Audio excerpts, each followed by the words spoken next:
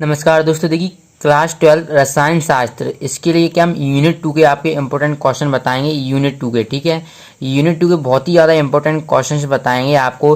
क्योंकि यूनिट 1 में क्या ओनली 4 नंबर के आपको ऑब्जेक्टिव पूछे जाते हैं, तो वो तो ऑब्जेक्टिव की जब हम आपको वीडियोज बताएंगे, जैसे यूनिट 1 के बताएंगे ऑब्जेक्टिव वीडियोज, यूनिट 2 के बताएंगे, यूनिट 3 के बताएंगे, जब हम अपलोड कर देंगे।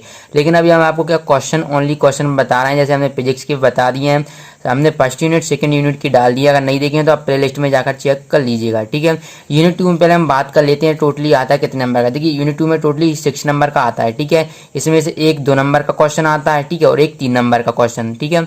एक 3 नंबर का, एक 2 नंबर का, 3 2 5, और एक आता है आपका ऑब्जेक्टिव। ऑब्जेक्टिव कितना, 1 नंबर का आता है, ठीक है। तो 2 नंबर का क्वेश्चन बहुत ही सिंपल आता है, हमेशा क्या सांद्रता में व्यक्त करने वाला रहता है कि मोलरता को परिभाषित कीजिए, मोललता, नॉर्मलता, फॉर्मलता, ऐसे इस प्रकार से पूछता है। 3 नंबर का क्वेश्चन एक न्यूमेरिकल में भी बन सकता है, लेकिन हम जितने भी क्वेश्चन बताएंगे आपको, अगर ये कर लेते हैं तो न्यूमेरिकल आपको करने की जरूरत नहीं है। लेकिन फिर भी आपको थोड़े कुछ न्यूमेरिकल भी बताए जाएंगे, क्योंकि वैसे सरल ही आएगा पेपर, लेकिन फिर भी हम कर लेते हैं। चलिए क्वेश्चन से देख लेते हैं मैंने किस प्रकार से लिखे हुए हैं यहाँ पर क्वेश्चन। देखिए पहला क्वेश्चन है कि निम्न को परिभाषित कीजिए, ठीक है। ये क्या अंक 2 के लिए पूछेगा आपसे, ठीक है। तो अंक 2 में या तो फिर क्या मोलरता की ओनली डेफिनेशन पूछ लेगा, तो अंक 2 के लिए मोलरता, ठीक है। और अंक 3 के लिए पूछेगा तो क्या मोलरता, मोललता, नॉर्मलता, तीनों के एक एक नंबर में भी पूछ सकता है, ठीक है। और अगर अंक 3 में इस प्रकार भी पूछ सकता है कि मोलरता और मोललता में 3 अंतर लिखिए, ठीक है। तो ये अंक 2 के लिए बन सकता है, अंक 3 के लिए भी, ठीक है। तो आपको क्या इनकी परिभाषा लिखना है, मोलरता की लिखना है, मोललता की लिखना है, नॉर्मलता की लिखना है, फॉर्मलता की लिखना है, मोल प्रवाह एंड प्रतिशतता, ठीक है। ये आपको 6 अच्छी तरीके से कर लेना है। इनमें से 2 या 3, इसी में से एक क्वेश्चन आपका आने के बहुत ज़्यादा चांसेस हैं, ठीक है। इसी प्रकार से ये क्वेश्चन बन रहा है, मोलरता और मोललता में 3 अंतर लिखिए, ठीक है। तो ये आपको अंतर लिख लेना है। इसके बाद नेक्स्ट क्वेश्चन देख लेते हैं, हेनरी का नियम लिखिए तथा इसके अनुप्रयोग तथा सीमाएं लिखना है आपको। देखिए very very most important question है, हेनरी का नियम अच्छी तरीके से कर लेना। अगर 2 नंबर में पूछेगा तो ओनली हेनरी का नियम पूछेगा, ठीक है। अगर 3 नंबर में पूछेगा तो इसके अनुप्रयोग भी पूछ लेगा, या फिर इसकी सीमा, दोनों साथ में पूछ सकता है। तो ठीक है, 2 नंबर के लिए भी है और 3 नंबर के लिए ये क्वेश्चन। इसके बाद नेक्स्ट है कि वाष्प दाब में आपेक्षिक अवनमन से आप क्या समझते हैं, इससे संबंधित राउंड के नियम लिखती हुई इसकी व्युत्पत्ति कीजिए। यानी आपको क्या राउंड का नियम लिखना है, ठीक है। Very very most important question है, इस साल आने के बहुत ज़्यादा चांसेस हैं, ठीक है। ये इस प्रकार से पूछ सकता है कि राउंड का नियम क्या है, इसकी व्युत्पत्ति कीजिए, ठीक है। तो राउंड का नियम यानी आपको पूछा है, राउंड का नियम ही बताना है, ठीक है। तो ये इस प्रकार से पूछ सकता है कि वास्तव में आपेक्षिक अवनमन से आप क्या समझते हैं, इससे संबंधित राउंड का नियम। ये सीधे यही पूछ सकता है, या फिर आपको ये राउंड का नियम ना पूछे, ओनली यही पूछेगा वास्तव में आपेक्षिक अवनमन, तो ये एक अलग क्वेश्चन बनेगा, मैं आप नीचे बता दूंगा, ठीक है। वो किस प्रकार से करना है वो भी मैं आपको बता दूंगा, ठीक है। और ये इस प्रकार से पूछ सकता है, अथवा में ये 3 प्रकार से क्वेश्चन बन सकता है, किस प्रकार से, किस प्रकार से और ये किस प्रकार से, कि सिद्ध करो कि वाष्प दाब में आपेक्षिक अवनमन विलय के मूल प्रवाह के बराबर होता है, ठीक है। क्वेश्चन एक ही है, बस अलग अलग पूछने का तरीका है उनका, ठीक है। इसके बाद नेक्स्ट है very very most important question है अंक 3 के लिए, आदर्श विलयन और अनादर्श विलयन में अंतर। Very very most important question है, जो मैं आपको क्वेश्चन बताऊंगा इंपॉर्टेंट क्वेश्चन ही हैं, इनको अच्छी तरीके से आप सभी लोग कर लेना। इसके बाद नेक्स्ट क्वेश्चन धनात्मक विचलन और ऋणात्मक विचलन में अंतर लिखना है। कोई 3 अच्छी तरीके से कर लेना, वैसे 4 कर लेना, कहीं बाई चांस आप एक भूल जाते हैं तो 3 आसानी से लिख सकते हैं, ठीक है। इसके बाद डाउटनेट बच्चों, अब किसी भी सवाल में अटक गए हो या फिर सॉल्व नहीं हो पा रहा है, बस उसकी फ़ोटो लेना, उसे क्रॉप करना और 5 सेकंड के अंदर आपको क्वेश्चन का वीडियो सॉल्यूशन मिल जाएगा।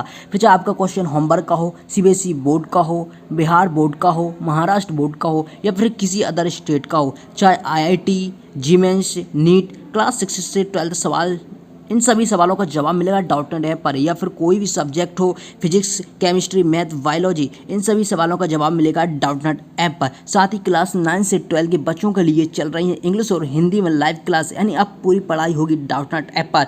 3 करोड़ से ज़्यादा बच्चे डाउटनेट ऐप का यूज कर रहे हैं, तो अभी डाउनलोड कीजिए डाउटनेट ऐप को। उसके बाद नेक्स्ट है किशमिश को पानी में डालने पर किशमिश फूल जाती है। आपको कारण देना है, इंपॉर्टेंट है इसलिए मैंने दे दिया है। जब हम किशमिश को पानी में डालते हैं तो किशमिश क्यों फूल जाती है, ठीक है। इसके बाद नेक्स्ट है परासरण और विसरण में अंतर लिखना है। Very very most important question है, अंक 2 के लिए ओनली आपसे पूछ सकता है कि परासरण किसे कहते हैं या पर विसरण किसे कहते हैं। जैसे ही आप इनमें अंतर लिखेंगे तो फर्स्ट पॉइंट तो आप इनकी डेफिनेशन लिखेंगे, तो उसी से आपका 2 अंक का भी क्लियर हो जाएगा और 3 अंक का भी, ठीक है। इसके बाद नेक्स्ट है आपको इनको डिफाइन करना है कि समपराश्री किसे कहते हैं, अल्पराश्री किसे कहते हैं और अतिपराश्री। तीनों ही एक एक नंबर का क्वेश्चन बन के 3 अंक का क्वेश्चन बन सकता है, ठीक है। तो अच्छी तरीके से कर लेना। अब मेन टॉपिक है, देखिए एक तो अंक 2 के लिए इसमें से बहुत ज़्यादा चांसेस हैं, कौन से, इनमें से निम्न को परिभाषित कीजिए। मूलरता, मूललता, नॉर्मलता, फॉर्मलता, मूल प्रवाह और प्रतिशतता, ठीक है। इसके बाद इसमें से बहुत ज़्यादा चांसेस हैं, अंक 3 का आपका एक क्वेश्चन बन सकता है कि अणुसंख्या गुणधर्म क्या है, ठीक है। तो क्या हम इसमें क्या अणुओं की संख्या पर निर्भर करते हैं, उसे हम क्या अणुसंख्या गुणधर्म कहते हैं। ये 4 प्रकार के होते हैं। ये इनमें क्वेश्चन किस प्रकार बनेगा कि पहला क्या होता है वाष्प में आपेक्षिक अवनमन, दूसरा होता है क्वथनांक में उन्नयन, तीसरा होता है हिमांक में अवनमन और चौथा होता है परासरण दाब, ठीक है, परासरण दाब। देखिए वाष्प में आपेक्षिक अवनमन, तो आपका ये वाला क्वेश्चन बन गया कि वाष्प में आपेक्षिक अवनमन से आप क्या समझते हैं। एक तो ओनली यही क्वेश्चन बन गया, पहला तो आपका ये वाला क्लियर हो गया, ठीक है। वाष्प में आपेक्षिक अवनमन से आप क्या समझते हैं, तो ये वाला क्लियर हो गया। अब चलिए देखिए दूसरा देखते हैं क्वथनांक में उन्नयन। क्वथनांक में उन्नयन किस प्रकार से पूछेगा, क्योंकि क्वथनांक में उन्नयन से आप क्या समझते हैं, इसकी सहायता से विलय का अणुभार ज्ञात कीजिए। आपको क्या अणुभार और बोल देगा कि पहले तो ये बिल्कुल सेम टू सेम प्रोसेस यही रही कि वाष्प दाब में आपेक्षिक अवनमन से क्या समझते हैं। चूंकि जो वाष्प दाब में आपेक्षिक अवनमन है वो राउंड के नियम से संबंधित है, इसलिए ये बोल दिया। अब यहाँ पर क्या देखिए ये वाष्प दाब में आपेक्षिक अवनमन एक अलग हो जाता है और ये कि परासरण दाब, परासरण दाब के द्वारा हम क्या वर्कले हार्टले विधि का प्रयोग करते हैं, वर्कले हार्टले, ठीक है। तो ये 2 question very very most important है, इनको अच्छी तरीके से कर लेना। ये वर्कले हार्टले विधि परासरण दाब में ही संबंधित है, लेकिन ये 2 क्वेश्चन अलग से ही बनते हैं आपकी क्वथनांक में उन्नयन। तो ये सिंपल पूछेगा, कुछ घुमा के नहीं पूछेगा कि क्वथनांक में उन्नयन से आप क्या समझते हैं। इसकी विलय जो क्वेश्चन इस प्रकार से बनेगा कि क्वथनांक में उन्नयन से आप क्या समझते हैं, इसकी सहायता से विलय का अणुभार ज्ञात कीजिए, ठीक है। ठीक है, ये आपको अणुभार ज्ञात करने का समीकरण भी व्युत्पन्न करने को पूछ सकता है। इसी प्रकार से यही पूछ सकता है कि हिमांक में अवनमन से आप क्या समझते हैं, इसकी सहायता से विलय का अणुभार ज्ञात करने हेतु समीकरण व्युत्पन्न कीजिए, ठीक है। ये 2 अलग से क्वेश्चन बनेंगे। ये तो आपको राउंड के नियम पर ही आधारित है पूरा क्वेश्चन। ये वर्कले हार्टले विधि है, या आप क्वेश्चन अकेला यही पूछ लेगा कि वर्कले हार्टले विधि को संक्षिप्त में वर्णन कीजिए, यानी आपको परासरण दाब के आधार पर ही करना है, ठीक है। इसके बाद कुछ न्यूमेरिकल्स देख लेते हैं, कुछ ज़्यादा नहीं दिए लेकिन फिर भी आप इन न्यूमेरिकल्स को कर लीजिएगा, ठीक है। इन्हीं में से आपका 6 अंक क्लियर हो जाएगा। पहला है उस विलयन की मूलरता की गणना कीजिए जिसमें 5 ग्राम आपको सोडियम हाइड्रोक्साइड दिया हुआ है, NaOH दिया हुआ है और ये 450 ml विलयन में घुला हुआ है, ठीक है। और दूसरा है शुद्ध जल की मोलरता ज्ञात कीजिए, मोलरता, ठीक है। शुद्ध जल की आपको मोलरता ज्ञात करना है। इसके बाद नेक्स्ट है 200 ml सोडियम हाइड्रोक्साइड विलयन में 2 ग्राम सोडियम हाइड्रोक्साइड घुला है, विलयन की मोलरता आपको ज्ञात करना है। वैसे तो आप अगर ये क्वेश्चन कर लेते हैं, अणुसंख्या गुणधर्म ये 4 प्रकार के होते हैं, इसी में से एक क्वेश्चन 3 अंक का बन जाएगा, ठीक है। या फिर इसमें आदर्श विलयन और अनादर्श विलयन, धनात्मक विचलन और ऋणात्मक विचलन, इनमें से बहुत ज़्यादा चांसेस हैं इस साल आने के, और हेनरी और राउल्ट का नियम, ये 2 तो आपको करना ही है। और मूलतः बहुत सिंपल पेपर बनेगा, कुछ ज़्यादा कठिन नहीं आएगा, ठीक है। और न्यूमेरिकल इस प्रकार से कर लीजिए। इसकी आंसर चाहिए तो आप कमेंट बॉक्स में बता दीजिएगा, वहाँ पर हम इसके आंसर भी आपको प्रोवाइड करा देंगे, ठीक है।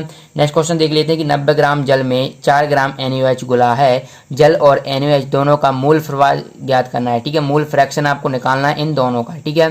तो इस प्रकार से ये क्वेश्चन कर लीजिएगा यूनिट 2 के। नेक्स्ट वीडियो में आपको यूनिट 3 जो कि इलेक्ट्रोकेमिस्ट्री है, जो कि इसमें से एक 5 अंक का क्वेश्चन पूछा जाता है, नेक्स्ट वीडियो में हम आपको बता देंगे। अगर वीडियो अच्छी लगे तो वीडियो को लाइक जरूर करना, और अगर आपको इसके आंसर चाहिए तो आप हमें कमेंट बॉक्स में बता सकते हैं। वहाँ पर हम अगर आप बोलेंगे कि कमेंट बॉक्स में, तो हम आपको आंसर प्रोवाइड कराने की कोशिश करेंगे। PDF मिल जाएगी आपको डिस्क्रिप्शन बॉक्स में, वहाँ से इसकी PDF लिंक डाउनलोड कर लेना।